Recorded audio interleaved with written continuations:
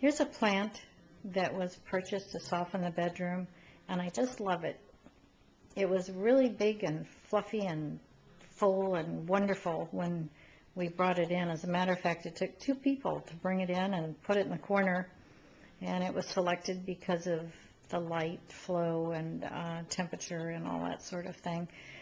Anyway, the plant met an immovable object one day.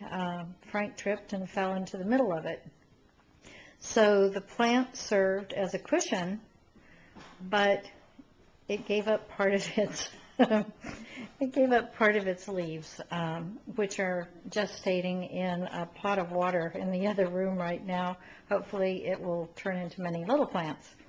And you will notice that this plant has got some wonderful new shoots. So I'm hoping by summertime, maybe its inopportune meeting with Frank will all be in the past, and it will be another glorious plant. But I still love it. It's kind of like the mother that loves the ugly child. That's it.